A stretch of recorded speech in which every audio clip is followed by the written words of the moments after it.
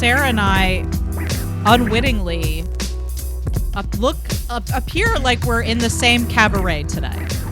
We didn't. I was gonna wear a hot pink as well, but I didn't. You were gonna wear hot pink as well, and then the three of us would have looked like a choral group, like a choral trio. Do you want me to change? Do we look like we're wearing pink? I think I look like we're wearing red.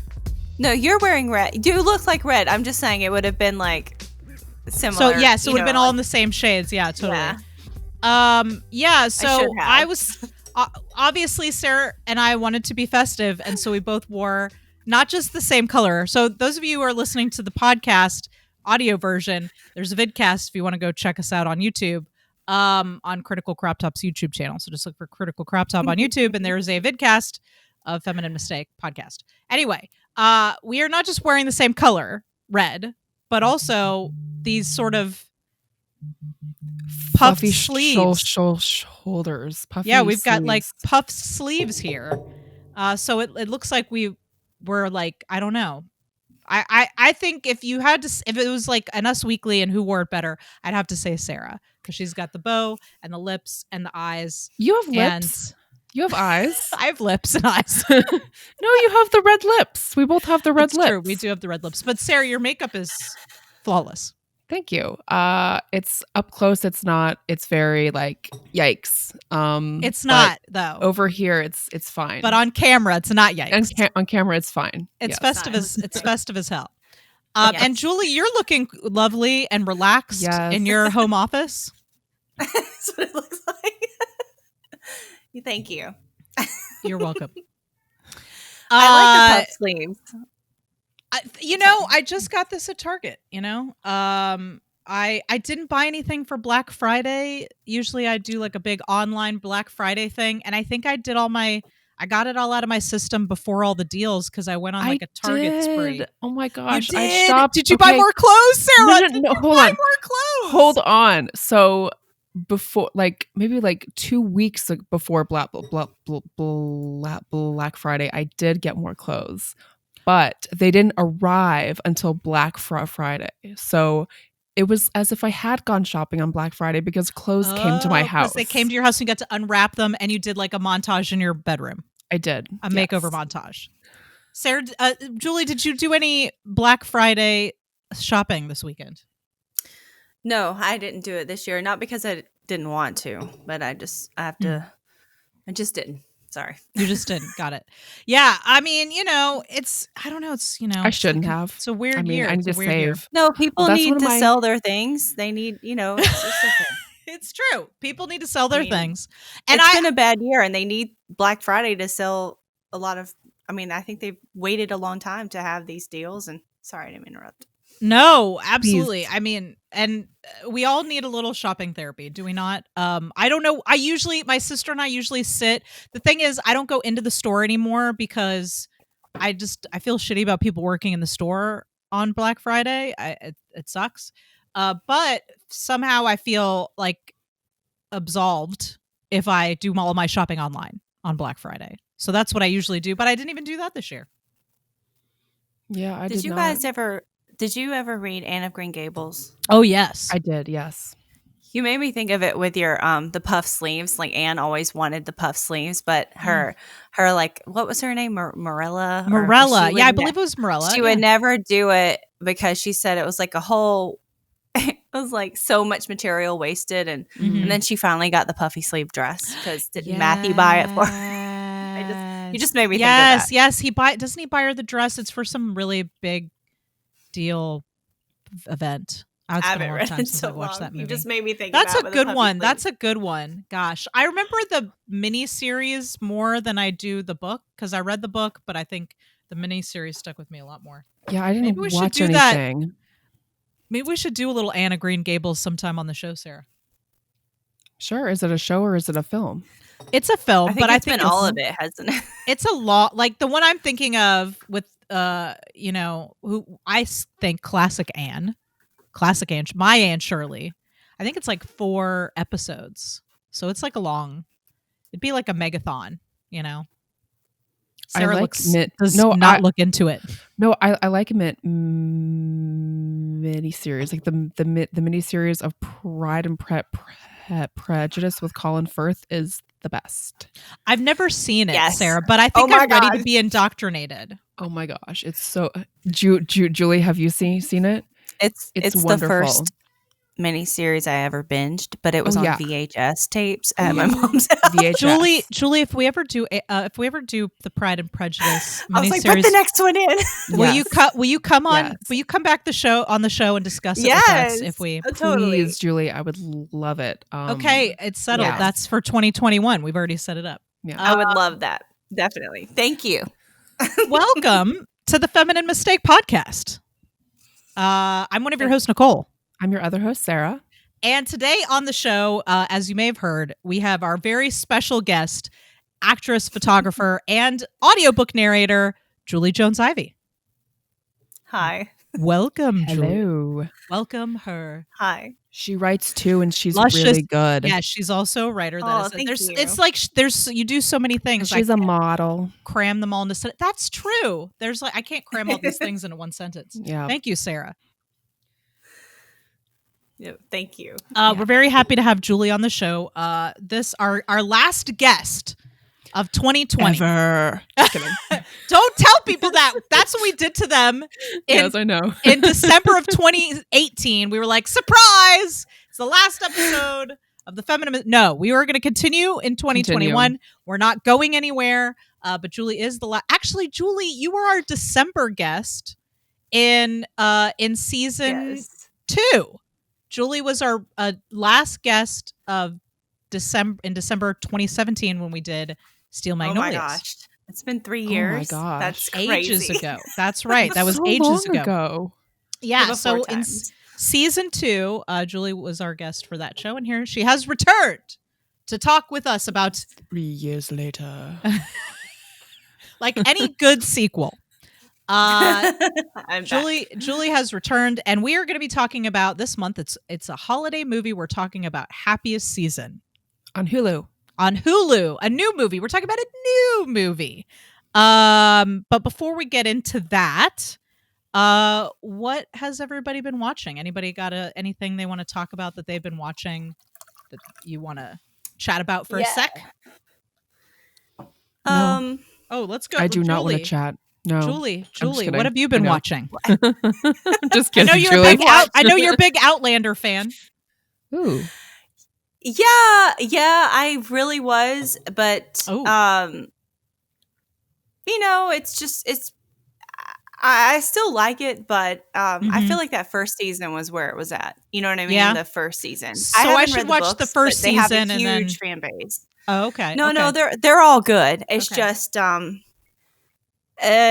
it's really far down the road in the storytelling, and they've changed some stuff. And I mean, Okay. it's still really good. It's Okay. still really good. But What year are they on? gosh, I think I'm so sorry. It could be season 5. I could 5 be wrong. seasons? I didn't realize that Yeah, show I had been could be on for wrong. so long. Wow. Yeah, now they're in the Droughtlander. That's what they call it in between seasons. The Droughtlander. Oh my gosh. You know what? I like it when fans, come up with cute little nicknames like that, though. Yeah, it's a really good. I like the show. I think it's great. There is another. Oh, they always tell stories about how their fans find them on their like remote locations in the Highlands or wherever in Ooh. Scotland, and there's this group of people called the Outlandish Bakers or something like that, and they just show up on set and bring them baked goods. Oh my gosh. I gotta tell you, if I don't know if I do that Are now. they but allowed of course, to? But not now, probably. But it might have happened in the earlier seasons. But it sounded really fun. if I was gonna have fans, I would like them to bring me baked goods. So I just want to put that out into the ether. That should the universe ever deem me worthy of fans, I would like them to be fans that bring me baked goods.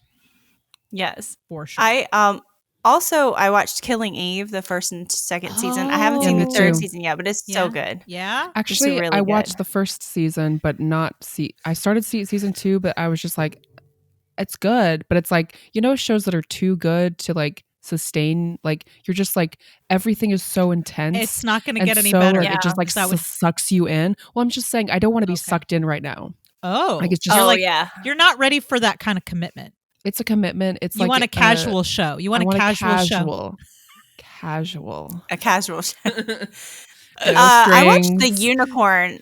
The Unicorn on Netflix was really cute. It has Walton Goggins in it, and Okay. that one's really I haven't cute. seen that one. It was a network show, but Okay. then they put it on Netflix. Oh, yeah. I But think I've it's seen really some stills funny. from that. He's like a widower Mhm. dad, and they're trying to set him up, Right, and because he's a like unicorn. his friends are. Because It's pretty. he's like a Yes. guy that you want to be with, like a unicorn. It's a magical unicorn you don't find in the wild. You know what I'm saying, right? Right? Yeah. Am I crazy? it's really I mean, cute. that's why it's called Yeah, that, right? it's a cute show.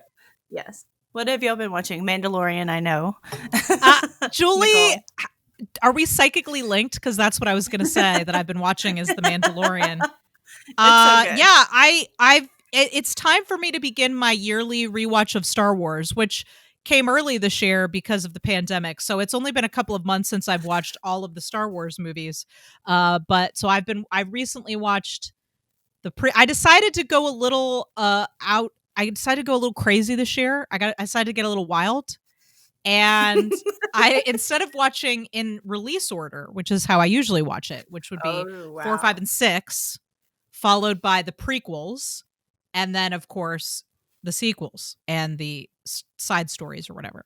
Instead of doing that this year, I decided to watch the prequels first. So I'm going chronologically in story order now. Yes. Yeah. And I have to tell you, I think it's perhaps the best viewing experience because I didn't grow up with the prequels. So those of you who've heard me talk about, and I promise not to take up too much of our time talking about Star Wars because I can see the fear in Sarah's eyes already. Like she already knows she's going to have to rein me in. I'm not I didn't grow up with the prequels, so they're not as beloved to me as I think they are for other generations who grew up with them. But I feel like over time they've really grown on me in certain ways, and I do think they fit in well with the rest of the story. I know not everybody agrees with that, especially people who grew up with the original trilogy, and they're like, the original trilogy is the best. Yes, the original trilogy is great. I love it. But I do think the prequels have a lot to offer. And I do think that when you watch them first, you get a little bit something like Harry Potter. When you're watching Harry Potter and they start out kind of silly, when you're watching the Harry Potter movies, right? They start out kind of silly and they get a little more serious as you go on, right? Oh, yeah, definitely. So if you start with the prequels, it starts a little silly and then it starts to get a little darker and more serious. And I do think that, narratively, it feels like there's something about starting there and then working your way through. Anyway, so I would say if you're going to do a rewatch of the Star Wars like I do every year around the holidays, think about doing a chronological viewing. I recommend a chronological viewing. I've been preaching this for years, Nicole. Chronological viewing. Have you? Star Wars. Have you? I have not, but that's what I do.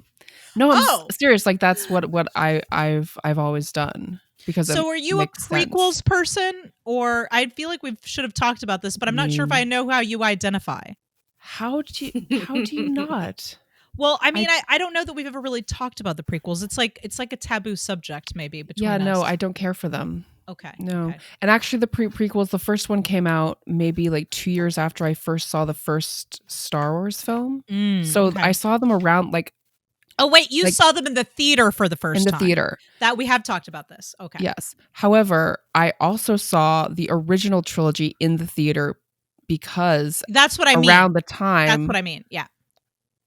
They released them in the theater. So I got to experience them in the theaters, which is awesome. Yes. And I did, original.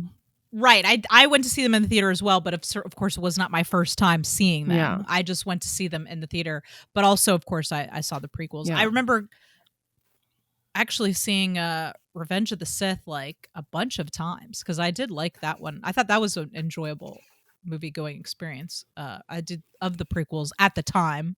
That was the one that I liked the most. And I always go see Star Wars movies multiple times in the theater, but now I have this Oculus headset, you guys. I have the VR headset, and so I can watch movies in my bed, but look like I'm in a movie theater. It's fabulous. I miss going to the movies, obviously because of the pandemic. I don't go to the movies. I know some people do, but I'm not going. And I deeply miss going to the theater. And so, in fact, this time of year would be when I would be gearing up to go see a new Star Wars movie. And so there's no new Star Wars movies, and there's no movies at all for me, really. So I'm having a virtual movie going experience this holiday season on my VR headset. I might regret this, but I actually have a Star Wars question for you about the Mandalorian, because it came up. My heart skipped a beat, and I didn't share it with you because, like, when I saw it, because I wasn't sure if you'd seen the episode yet. Are you up to date? Have you seen? I am up to date. So if you're not up to date, although this episode of our show is coming out in the first week in December, so I hope you are up to date. If you're not, spoilers briefly for, I assume, is episode 5 of The Mandalorian. I have no idea, but I have not seen this episode. I've not seen any of the episodes except for the ones that I saw with you. The episode where Baby Yoda eats the eggs, or that's episode 2 or 3, I think. Yeah. So, like, what is your take? Do you think it's okay? Do you think it's genocide? Do you think? Don't think it. I wouldn't call it genocide. Those eggs were unfertilized. It was a vat of unfertilized eggs. Did it make me uncomfortable? Yes. Was I feeling very upset as he continued to gobble these frog eggs? Yes, I was. Twitter was very upset about Egggate. Twitter was not happy. There were multiple articles written about this. I wouldn't call it genocide. I think that maybe Mando needs to feed him better. Obviously, he's very hungry. Although I feed my children all the time and they just eat snacks. So I just think that maybe Mando needs to carry some pirate's booty or some goldfish on the Razor Crest. Like, I think cheesy bunnies. He needs cheddar bunnies on the Razor Crest, I think, and then maybe Baby Yoda won't feel like he needs to commit genocide. Sorry. I just had to know your take, Nicole. And you can come to me with any Star Wars question at any time. What have you been watching, Sarah? More HGTV stuff on Hulu. I finished all the 3 Property Brothers shows, and I began other house renovation shows like Good Bones and Flipper Flop, and these show names are absurd. And I like Flipper Flop Atlanta. I do like that. Okay. I just finished oh shit. Excuse my language. What, Sarah? When have we ever cared about language on the show? What just happened? Excuse me. It's the holiday episode, so we're trying to keep it clean. It's a house flipping show, but the couple is black. Okay. And I just realized, like, all of these house flipping shows, all these house renovation shows, everyone is white. That's actually, and so that's true. So like this was like, oh, okay, like, but it was just like the same kind of thing. And they were very like, like talented and got along well. The Flipper Flop show with Tarek and Christina. That one got weird. Got weird. They're like, they got a divorce, and the show kind of kept going after they got a divorce. Oh, that sounds awkward. Yeah. It was weird. And like they're very like LA, very fake and like annoying. I don't know, but like Sarah, you just gave me an idea. Their personalities. You just gave me an idea. I really want someone to write a sketch about a flip-flop house show where the couple is divorced but they're openly hostile to each other. Like, I really want someone to write a sketch about that now. Oh my god. I'm gonna just write that down in my sketch ideas. Yes. Oh my god. Yeah, the Flipper Flop Atlanta one. They seem like a nice couple, and they seem to genuinely love each other. Yeah, and I also but that love, one in LA, that one in California went weird. But the one that you're referring to, was it Nashville, or it was another one? Was it? It was another one down here, though, wasn't it? The one you're referring to, the Flipper Flop. The one I'm referring to is with Christina and Tarek, or Tarek. I don't know how to pronounce it. I think it's Tarek. Tarek, yeah. And I read an article today about their relationship for some reason. I don't know. I didn't have much to do today. but it just sounded like a nightmare. Wow, this is crazy. And now I feel like what is the name of that show? Flip or Flop. Flip or Flop LA. Yeah, they're in California. I think that one's just Flip or Flop. They were in like Yorba Linda. I hate that I know all of this, but I did watch some Flip or Flops. Hey, there's nothing wrong with a little flip and flopping, you know? You got to watch what you enjoy in this crazy time. I'm almost out of shows, you guys. Like, I'm almost out of house shows. Oh, you have to move to the travel shows. I'm kidding. Here's something I did start. Not that I want to circle back to me, but I'm going to. My sister and I started watching New Girl again, just for fun. Wait, you'd seen it before? I think now that I'm thinking about it, I've only maybe watched the first 1 or 2 seasons. Okay. So we started. I didn't know you'd seen even that much. How have we not talked about New Girl before? I love New Girl. Well, it's so cute. We watched almost the entire first season on my porch the other day while crocheting. It was like what we did. It was yesterday, actually, the day after Thanksgiving. We were like, we're not fucking doing anything. We're gonna sit on my porch and crochet. And we brought my laptop out there and we watched almost the entire first season of New Girl. I love New Girl. It's so sweet, so cute. Yeah, I really like it. I really like Justin Long in the first season, her boyfriend Paul. Yes. Oh my God. So They're cute. so funny together. Yeah. All right. Enough of what we've been watching. Let's get to the main event.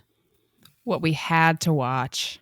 Oh. I'm just kidding. I'm so kidding. You knew. Like, no. Sarah texted me multiple hearts after she watched this movie. We are going to be talking about Happiest Season today, which came out just this week. So this is a fresh holiday film, and we're going to get to it, and we're going to get to the discussion in just a second. But before we do that, this is something we always do, so we'll just do it. What was everybody's experience with this movie prior to the podcast? Did you heard about it? Did you see a trailer? Let's start with our guest, Julie. Did you have any prior knowledge of this movie before? No, not before you mentioned it. Like in the thread that we might watch it. I just saw the little picture, and it was just like Kristen Stewart and Dan Levy maybe, and that was it. That's all I knew about it, because I just wanted to just go into it. You know. Yeah. I mean, it's a very new movie. So, what about you, Sarah? Anything? I hadn't heard of it, and then Nicole sent the trailer, and I watched the trailer, and I was like, "Yes, this is gonna be great." So I was excited to see it. But yeah, that was the first time I'd heard of it. Yeah, so we knew we wanted to do some kind of holiday film. We wanted Julie to come on, and we were like, we gotta have Julie on because Julie and I joke about Hallmark films all the time. I've actually only seen, I think, maybe one Hallmark film for when this Sarah and I podcast. watched. Well, no, we watched it for the Georgia Maid podcast. Last year we watched, what the fuck was that movie? It had fruitcake. Melissa Joan Hart and fruitcake in it. It was written by Topher Payne. Oh, okay, man. Great. How do we not remember the name of this film? It'll come to me. But it had Dean Cain in it, and you know, they were weather people. Anyway, it was obviously a very well written movie. It was written by Topher Payne. Come on. So we sort of had the upper echelon of Hallmark films, I feel like. And then this year we were like, let's do another Hallmark movie. That'll be fun. And so we were like, we gotta have Julie on to talk about a Hallmark movie. And then I saw this trailer. Julie, you're my official person that I talk about Hallmark movies with. I don't even watch them. So I know why, and yet we're always talking about Hallmark movies. I mean, why? I do. I have seen a few. My mom really loves Hallmark movies, so I watched them with her a few times, and they're in a fantasy world of happiness and joy, I guess. Yes, absolutely. Which I think this movie kind of takes a twist on. But then I saw the trailer for this movie. It just kind of like popped up in my newsfeed, and I was like, oh my God, this looks so fun and different. And I love all these actors. And so I was like, what if we do this? And so here we are. So that was our experience with the film Happiest Season prior to this podcast. So let's get into talking about this movie. The house is a mess, Jack. The kids are a mess, Jack. You're a mess, Jack. You have been a total bitch ever since you came to New York. You seem sort of distant. Let's just do it, huh? You look stupid and rich. Stupid and rich. Fascist. All right, let's get into it. Happiest Season 2020. Written and directed by Clea DuVall. Actually, What else has she done? Co-written with Mary Holland. So she came up with the story.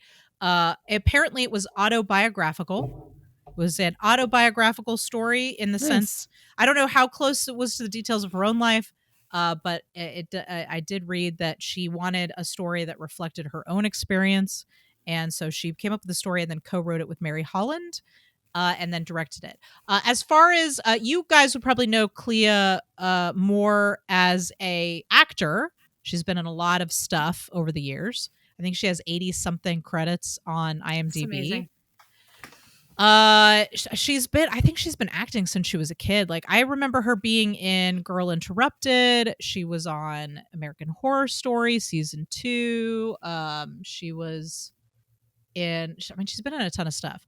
Yes. But she recently, in 2016, I think she wrote and directed her first feature, which was Intervention, which was about a bunch of couples going on a weekend together. And then one of the couples realizes that they're actually there because their friends have staged an intervention into their marriage.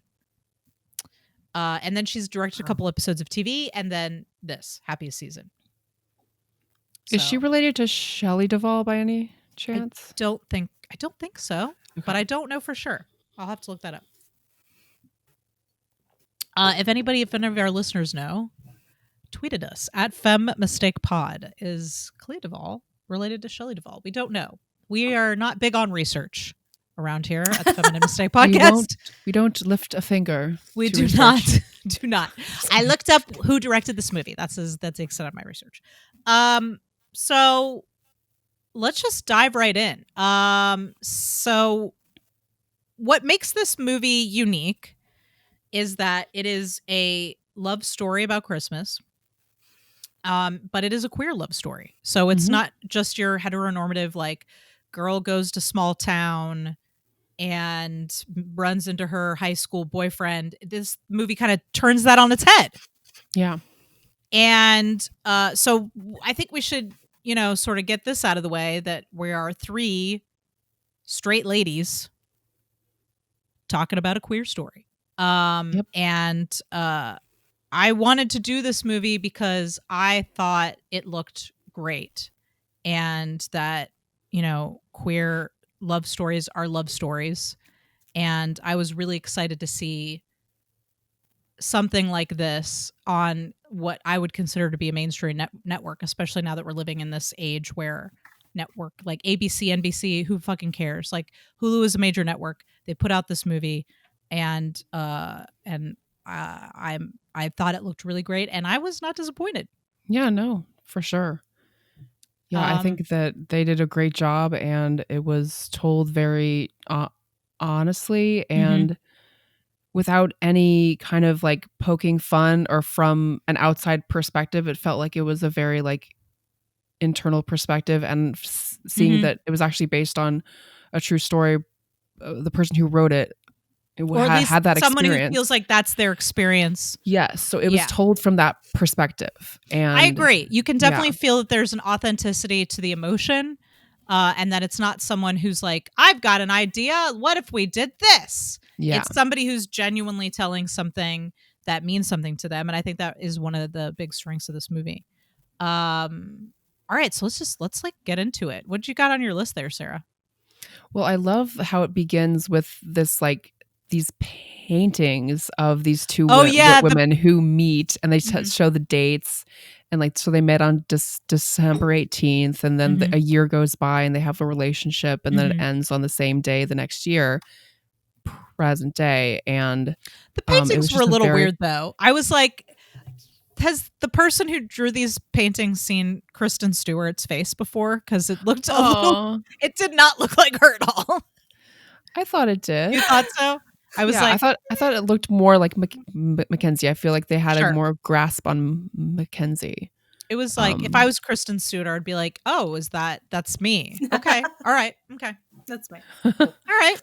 I thought it was a cute idea, at least. Yes, no, the idea was very cute. I did actually write that down as well. That you get to see their whole relationship kind of play out through these very like Norman Rockwell-esque kind of illustrations. So basically, they met, fell in love, started a relationship, moved in to get together, and so that's where I guess it is now. So they have lived together for a while, and they just go out one night to go on a Christmas tree tour or like a lights tour, or walk around and check out the neighborhood lights as you do. Okay. The tour guide, what is her name? But I've seen she's that's a right. stand-up comedian. She's hilarious. I didn't recognize her, but I did think it was funny that she was like, "Do you know how many people die of Christmas trees every year?" Yeah. Oh my God. They did a good job with casting good comedic actors in these like little bits, and we'll see some more of those people pop up as well. But yeah, they had I don't know that actress's name, but I forget her name, but I've seen she was good. she I can did look a it up. stand-up show, and it was hilarious. She's great. Awesome. Yeah. So yeah, we begin with the sort of this date. They're going Abby, so it's Abby and Harper. Abby is played by Kristen Stewart. Abby does not like Christmas. Nope. She feels later we find out it's because we find out that of course her parents are deceased, and that later we find out that because Christmas was so special at their house that she didn't feel like she wanted to celebrate once they were gone. It seemed like a reminder of what she had lost. Yeah. Sounds fair to me. Yeah, for sure. And they climb up on somebody's roof to look at the lights. And Harper is played by Mackenzie Davis God, from *Halt and Catch Fire*. Both of them were so good. They were so good. Oh my God. Like they really did. I think this might be my favorite Kristen Stewart performance. I've only ever seen her in Twilight, Mooncrest. Are you talking about New Moon? You've only seen the second one? Sarah, even I've seen all of them for some reason. I don't know why. I read all the books. Actually, I stopped on book 3 because there was like a mountain of baby skulls, and I was like, nope, can't do it. So the baby skulls did it for you. The mountain of baby skulls. Yep. Well, you could read Midnight Sun, which is from the guy's perspective. What's the name of the vampire's name? You didn't know a new book came out? Yeah, well, not Robert Pattinson specifically, although if you want his point of view, I hear that his commentary on the first movie is apparently like a whole movie unto itself. Anyway, Julie, do you have anything you'd like to add about this first scene here? It was a cute scene. The woman with the man and the reindeer. Yes. Oh my God, thank you for bringing that up, because I thought the S&M reindeers, I was like, that kind of let me know, like, oh, this is the movie that I'm in, where they're going to make S&M reindeer jokes, and I'm so in. Yeah, Yes. Absolutely. I guess they did the little like montage of the paintings in the beginning to help like get us up to speed, you know what I mean, without wasting a lot of time. Yeah. But I do wish we had seen more of the two of them before they I get that. go. So you can see a little bit more of what their day-to-day relationship is why like. she likes her so much, like why Harper is like the person for Abby. I really wish that I could have seen more of that to help me like root for them later. You know what I mean? In the movie, you're right. Because I'm just kind of like, you know, what I mean by that is I wanted to see like more of their relationship, I guess. Right. You wanted to get a little bit more before you got the conflict. Like you wanted to see a little bit more of what bonded them together, and so that you're a little bit more invested in that relationship. I mean, I did root for them because I just, as an audience member, I wanted it to be like a wonderful, like to be together. But I don't know. As an audience member, I just wanted more. You want a little bit more of the romance. You wanted more romance. I did. Yes. Yeah, I get that totally. More, yes. Yeah. I watched it twice. So I watched it. I did too. Friday, and then I watched it I again watched today. it right before the show. Wow.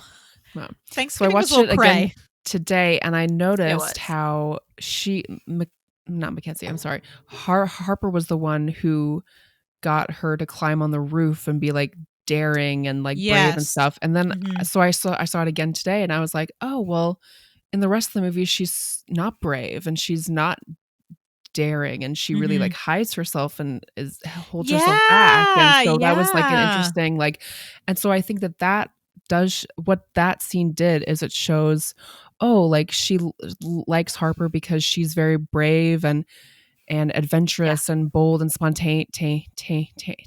And so we do get a glimpse of that in that You scene. know what? I think that's Yeah. really important. And I like how you tie that into the way that she kind of has to suppress her self later, like just in general, like that she can't be that spontaneous, fun person. Yeah. So during this date, Harper is really trying to get Abby to enjoy Christmas.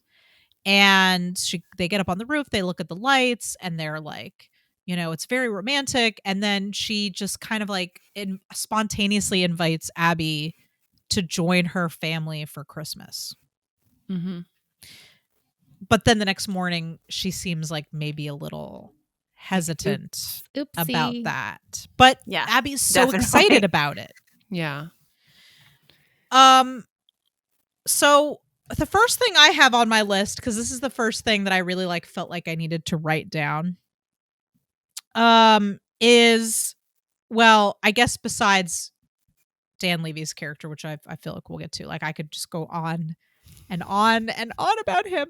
But the first thing I've written down, so they go to this trip to visit her family, and so the big sort of conflict of the movie is that on her way to this family Christmas, Harper tells Abby that she has not told her parents that she is a lesbian and that she's in a relationship with Abby. She has told them that Abby's her roommate.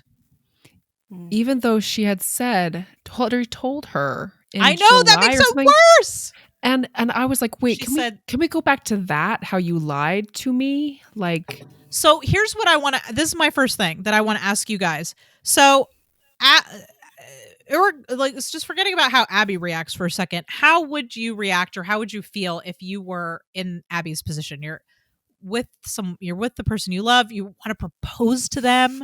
You're on your way to Christmas, and like on the way in the car, they say, "My parents don't know about you. I haven't told them about you. I've told them that you're my roommate." Like, how would you guys respond to that?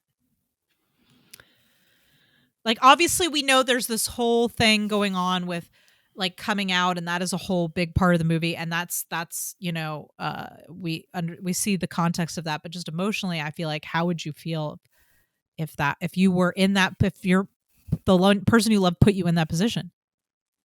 It would be crushed, I would think. Just crushed. Yeah.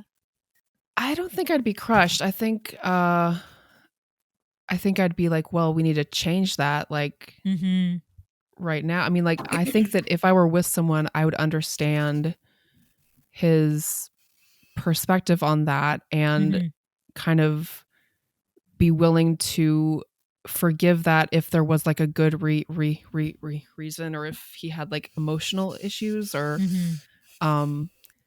so I don't think awkward for sure.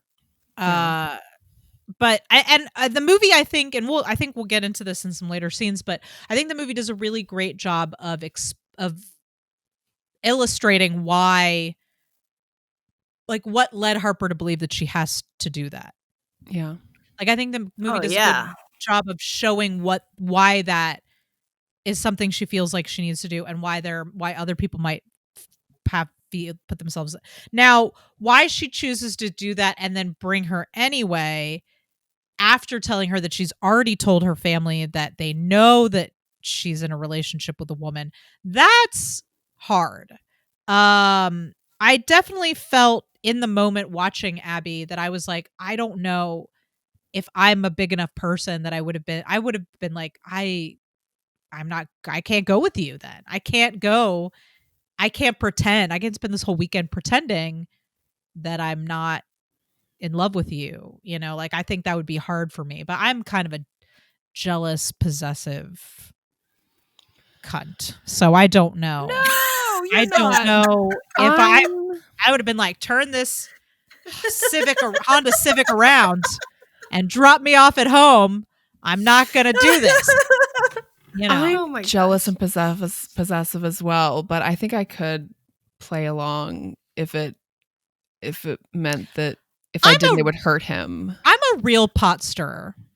So I don't know that I would not be a safe person for you to bring into this situation where I'm just going to be dropping hints the whole time. Especially when I don't know, how old would you say these crazy kids are? Like, Well, I know think they're that like 29, they're 30. 33. Yeah. Like Okay. Mackenzie's 33. Kristen Stewart should be around that age too. So we'll around say like my age. late 20s, early 30s. I mean, by then I was like getting into the point when I was having kids, but I think just generally, I it would have been difficult for me. And Abby really does her a pretty big solid and she is hesitant about it. She's like, I don't think She does her a super big solid. Like that's in a the big car, solid. it doesn't seem like that big of a deal. But like as time goes on and we meet the parents and all that stuff, like it's like, whoa, this is a lot. Yeah. I mean, because she doesn't just tell her like she's my roommate. She's like, she's coming with me because she's an orphan and her family makes a big deal about that. Big deal. Big deal. A super awkward, long running. Yeah. Many jokes about that. Eventually they stopped, thank goodness. Wow. I mean, like God, everybody in this movie is so good, you guys. Like the actors are so like they say everything. Really, it's all very grounded, which is I think what makes it so funny. Is that everything Mary Steenburgen says about like, oh, when she like doesn't know where to put the present, she's like, oh, you probably never even had a Christmas tree. Yeah.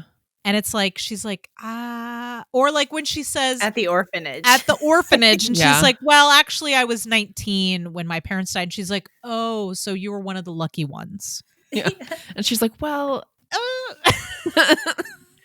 so all of that was just really played. Yes. Oh my gosh. Very well. Like, so like I would not want to have had, does that make grammatical sense? What am I saying? I would not want to have had to deal with that family. That family was a nightmare. Oh my God. Let's talk about the family. Okay. So first of all, Harper's mother is awful.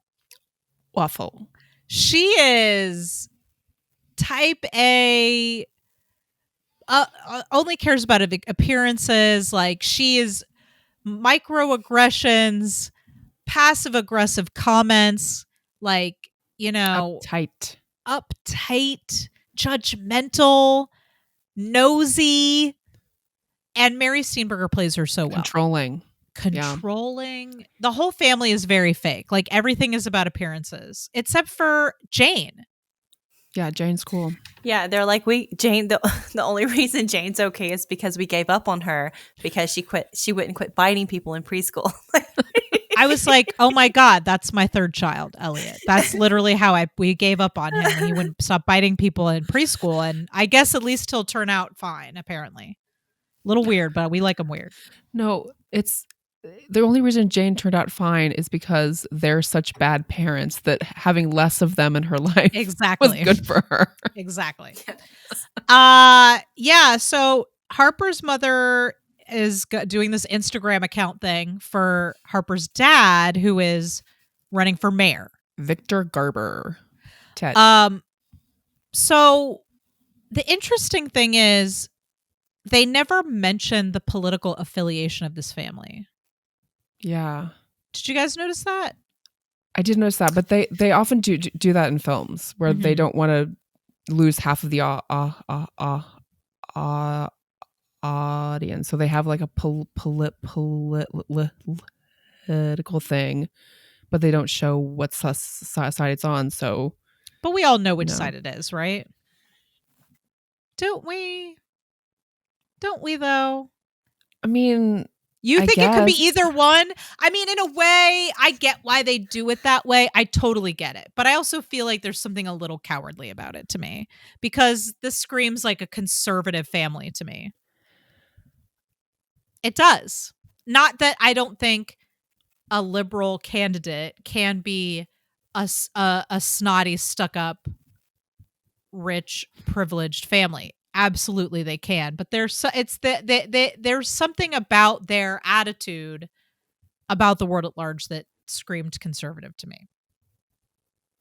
That's interesting. I didn't think about it at all, but I have known Democrats who have behaved in the same way. So it Of didn't course. strike me as weird or.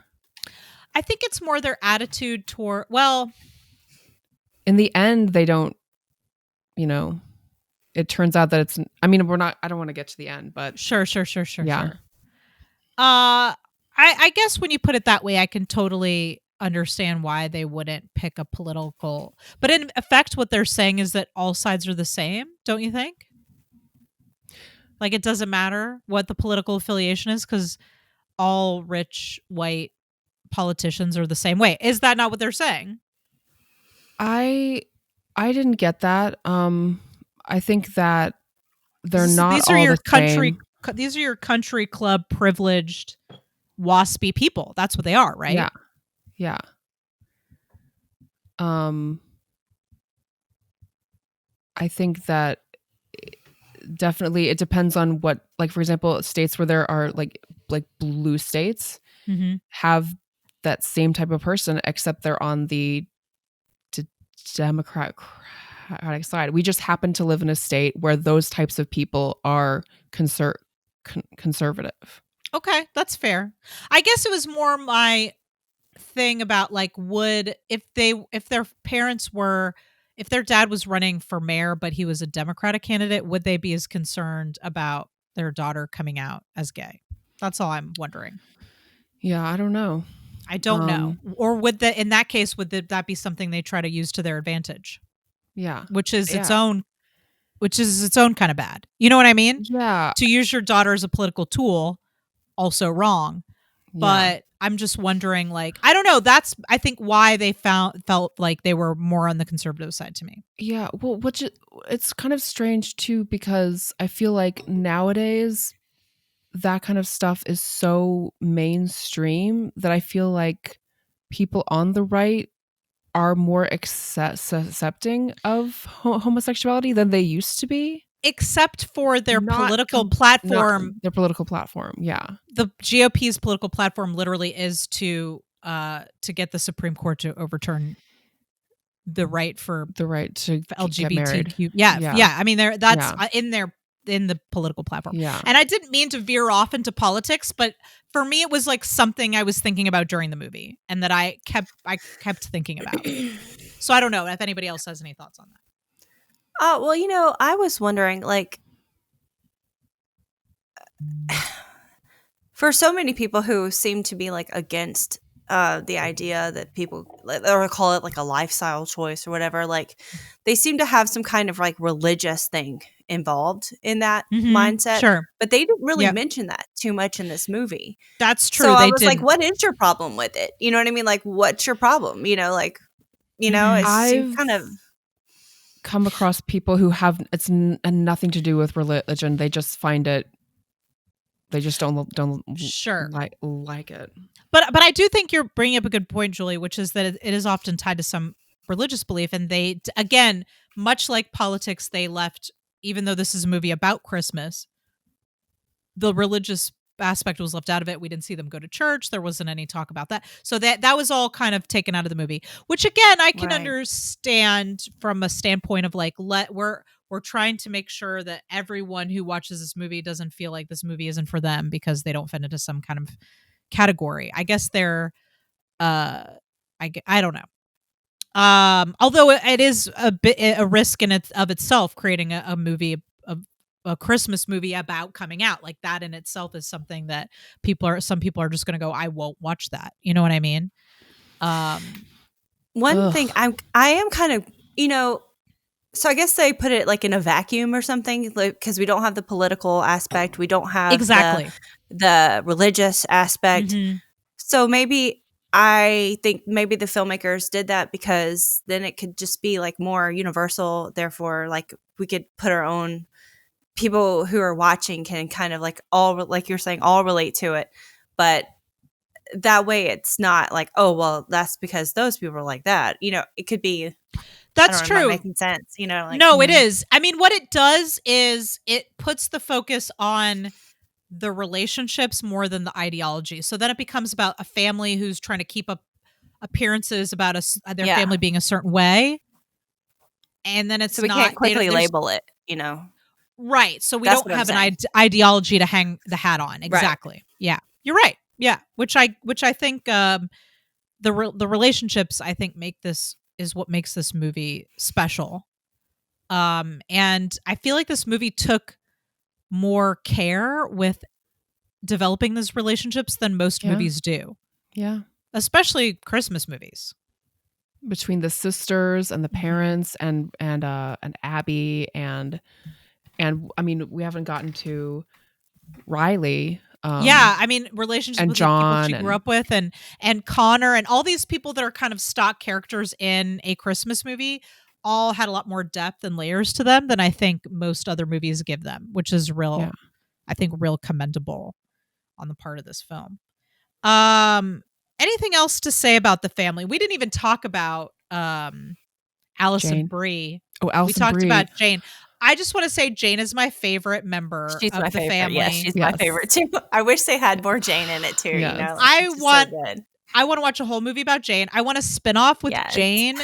John and Jane's holiday movie. I want a spinoff with them. They obviously became friends somewhere at the end of the movie because you see them sitting together and like he's sitting at her book table or whatever. They obviously became besties, and I want a whole movie just about them. Yes. Well, also he's like an editor because he, in the beginning he's like, I manage the careers of so many authors. Oh my God, Julie, I totally forgot that part because I got caught up in him doing all the pet sitting, and I totally forgot about that. Oh my gosh, the pet sitting. Of course, he's like, I'm in charge of everyone's careers. I can handle a couple of pets, except for Fish. And then at the end, she has this like huge book that she spent like a decade building the world. By the way, Chris was like, I don't want to watch a holiday movie. And then like 10 minutes in, he's like rolled his chair up here and watched it with me and watched the whole damn thing. My husband was the same way. He was like, I don't want to watch a Christmas movie. But he was like, you didn't tell me how awesome this movie would be. Like all these awesome people are in it. And he's like, this is amazing. Nice. He thought we were doing a Hallmark film. Every time Jane talked about her book, I was like, that's how dumb you sound when you tell me what you're reading, Chris. And he's like, it's true. That's exactly what it sounds like. That is what it sounds like. It's just a bunch of nonsense. Oh my gosh. Yes. Jane. But I love that she favorite. finished the book because like that line that Harper says to her, like, you're still working on that after 10 years. And I was just like, like as someone who like can't finish sometimes anything. It takes a while. Art takes a while. And also I love that her book was successful. Anyway, she's an artist. I know. She painted that. Paints and she made a beautiful painting, and everybody was so shitty 100 about it. 100 hours. 100 hours. Oh, I love Jane. I love Jane so much. Anything else to say about the family? I want to talk about John. Let's talk about Dan Levy. Okay, so I have never seen Schitt's Creek. I just started watching it finally. I've been like the first season so myself. Good. Yes. I love all of them. I've only ever seen gifs of Dan Levy from Schitt's Creek. Oh, there's a Dan Levy gift for everything. Makes me want to watch it.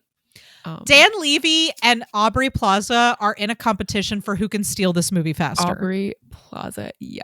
Oh my gosh. They were so good. Anyway, let's talk about John. So John is Abby's friend. Yeah. Mm-hmm. He apparently is a book author, manager. I don't know. I don't even know. He manages book authors, and I forgot about that. He he's sassy and funny. He tracks everyone. He tracks Yes. everyone on his The phone, NSA can do it. I can too. which I thought Yes. was just a joke, but turns out to be an actual running joke that also then becomes a plot device and on several Yes. occasions. So, which again, I think is the movie. This movie has a layer of complexity that is beyond what I think most movies in the genre have, which is that would have been a throwaway line. Like, oh, it's funny. Yeah. Yeah, he had a gentleman caller last night and he is tracking him on his phone. That's very funny. But then he keeps doing it. Like, he keeps calling Abby up and he's like, do you know that the country club that you're at did not admit women until 1987 or whatever it is that he says to her? And also he uses it to find her later when he comes to rescue her. And then we'll get to this later, but Harper uses the same technique to find them later. And so like this whole tracking thing actually becomes like a device, which I thought was really funny. But she leaves John in charge of all her pets because she does a pet sitting, I guess. Is that her job? Or is that something she does I think it's over like the a side holidays? thing. Yeah. Well, she's getting her PhD, right. and I think she does Art that history. just to make more Yeah. money. But also, I was kind of like, she's making a lot of money from this pets. That I know, 'cause amazing they have a apartment. nice place. Yeah. That's a nice place they have. But I loved the running like storyline of like the fish, and he kills the fish, and then he has to get new fish, and then he like. Yep, he kills the fish. We see him like at the pet store, like trying to get a new fish. And then we'll get there, but Dan Levy, I also like, so Abby tells John before she goes out of town that she wants to propose to Harper. And the first thing he says is, why would you want to do that? Like, he's basically like, why do you want to take this awesome relationship and put it in this heteronormative box where this woman is your property? He's like, that's absurd. He's like, he said she's a human being, not a rice cooker. Yes. Yeah. She's like, I want the world to know that I love her. And, and she's like, I want to ask for her hand in marriage from her father. And he's like, way to stick it to the patriarchy. Okay. Yeah. Yeah. And he's also the one that she is able to, he's like kind of her lifeline until her and Riley kind of begin their friendship. He's kind of her lifeline of sanity, where she's like, this is what's going on with me. And he's like, oh God, like, like he's kind of the only one for a while that she can confide in about this situation that she's in. So I think that was a great way to keep them connected. Yeah. Was this whole idea that he's picked up the pet sitting for her. Yeah. And so now he has to call her and check in with her. So I thought that worked out really nicely. This movie is really I think the really writing solid. of this movie is the writing really solid. Is great. Yeah. Anything else to say about John? Obviously, there's more to get into in the end.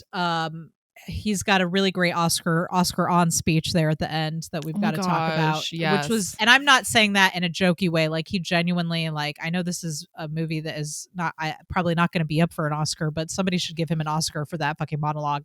Yeah, it was beautiful and genuine. The way it was performed, it was beautiful and genuine and amazing. But we'll get into that later. So, anything else to say about John for the moment? Just wanted more of him. He's so funny. He's so every good. time he was on screen, I was like, oh my gosh. And then like when he like showed, I don't know if we're skipping, but like when he showed up to rescue her, and he was like pretending to be straight and like was flirting with Connor. Yes. But like not flirting. He was trying to be straight with Connor. Yes. And like, but it's not working. Yeah. And I love how he just like, he showed up, he's like, he's part of the family now. Like, he is part of those family events.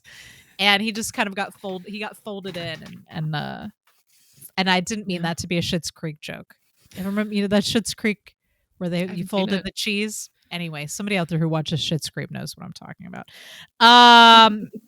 So I think we should talk about Alison Brie. Yeah. So, it's funny, we watched another Alison Brie movie earlier this year, Sarah, Horse Girl. Was that this year? That was this year. That was, I think, maybe the last episode February? that we recorded in person. Yeah, March? before March, maybe, that we recorded it. But that was the last podcast that we recorded together in person before the pandemic. So Alison Brie plays Sloane, the very uptight, competitive, very competitive, super competitive sister. And I think a lot of movies have this trope where you have sisters competing against each other for something.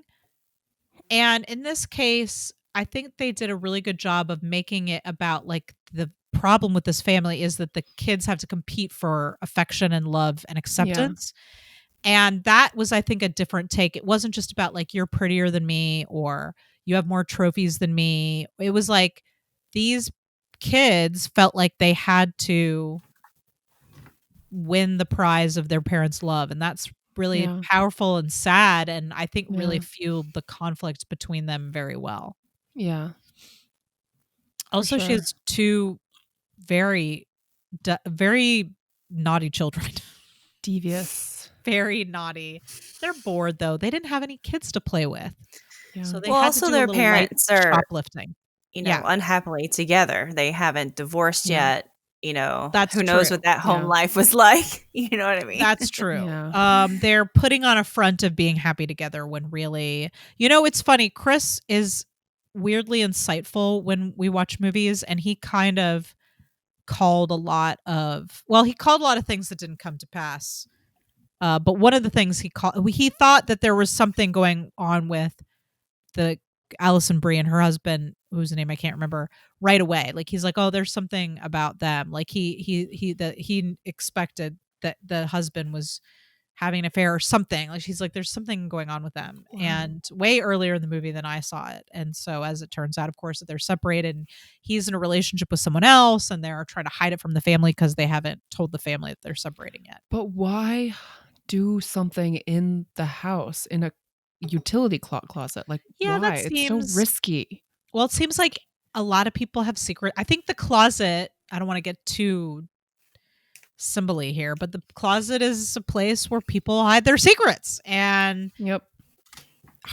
Abby ends up in the closet, which of course, in the closet, of course, that's a term for what people, when people haven't come out to their family yet. But also even these, this other couple, this heterosexual married couple, also has secrets that are hide in the like skeletons in the closet, if you will, and that is that her husband is already, they're separated, and her husband has already moved on with someone else. Yeah. Did you think that he was in a relationship with the donor? That I can't remember her name. She's so funny. She's in The Unicorn too. The one he's in the closet with, or did they just like see each other at the party? That I wasn't sure if they weren't clear about it. But she wasn't surprised. It wasn't, she was like, oh my God, how can you make out with her at this party? She was just like, we talked about this. We're not going to tell anybody yet. So it seemed to me that either they were in a relationship or I don't know. They have some agreement. I was like, oh my God. Yeah. Welcome to Plug It Up. This is the part of the show where we talk about all the fun things that we're doing and that our guests are doing. Julie, do you have anything that you would like to plug? Well, just my website is juliejonesiveyphotography.com. I'm about to revamp it, but that's where I put my headshots and commercial print for actors and things like that there. So yeah, Julie does retouching. She does photography. Yes. She's a great photographer. She's done our pictures for both of us, as well as almost all of the promotional photography for Critical Crop Top. Yep. Yes. So, yeah, Julie's got some amazing photos. Go check that out. And even if you've had the photos done by somebody else, you'll do the retouching if they need retouching, right? Definitely. Mm-hmm. Yeah. So go check it out. And any like other social media handles or anything that people can follow you at if they want to keep up with what's going on with you? Sure. It's just Julie Jones Ivey everywhere. Oh, so at Julie Jones Ivey on all the things. That's right. Yes. Okay. And Julie is one of the actors in the Critical Crop Top sketch comedy web show that we've been shooting virtually over Zoom this year. Of course, we were we had big plans to shoot it in person, and then pandemic happened, and we were like, you know what? Fuck this pandemic. We're not going to let it stop us from making the show. And so we shot everything over Zoom. And so Julie is in one of those sketches, and it was really wonderful to have her in the show. And so we're looking forward to releasing that. So if you, those of you out there who want to watch the Critical Crop Top Sketch Comedy web show, it's going to be up on our YouTube channel. So of course, Critical Crop Top produces this podcast as well as sketches and other podcasts and live shows. And so if you go to YouTube, you can find Critical Crop Top on YouTube, and that is where the sketch comedy web show will start releasing in January, which is next month. I should start editing. I know, right? Crazy, huh? Don't worry, guys. I'll get them done.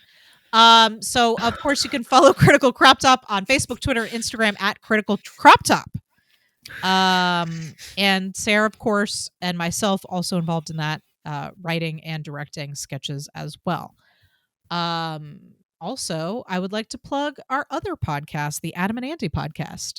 So if you're a fan of Adam Driver and or Andy Samberg, Sarah and I, in our quarantine haze of lust, started this podcast.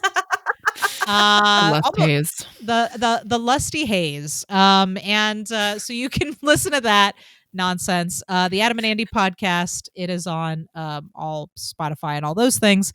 And of course, you can follow us on Facebook and Instagram at Adam and Andy podcast. You can find us on Twitter at Adam Andy Pod. We just did Logan Lucky. And at the time that this will be coming out next week, we'll have our Hot Rod episode. So we're doing Hot Rod as well. Oh my gosh. So I got to watch Hot Rod this week. We got to record that. Pandemic. We're keeping ourselves busy this quarantine, ladies and gentlemen. We're keeping ourselves busy. Of course, you can find this podcast and reach out to us on social media, the Feminine Mistake Podcast on Facebook and Instagram at Feminine Mistake Pod, and on Twitter at Femmistake Pod. We would love to hear if you've watched Happiest season, what did you think? Did you like it? Is it the happiest season? Is it the happiest season? What was your favorite line? What was your favorite thing that Dan Levy said? Give us your favorite Dan Levy quote from Happiest season, please. He's got a lot of good quotable things. And let it be something about the fish, please. Oh my God, the fish. That whole storyline with the fish was so great. What a great bit of background business to have him doing. Also, what was up with that Dayglow Blacklight fish place he was at? Like, what was the fish place? Coolest looking pet store I've ever seen? All the pet stores with the fish have that. A Blacklight? I've never seen it look like that before. Maybe I've only got fish at Walmart. I don't know.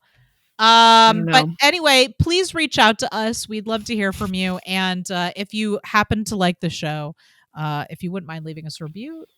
Did I say a review? If you wouldn't mind leaving us a review. I don't know. I can't hear very well. It's a podcast and I can't hear.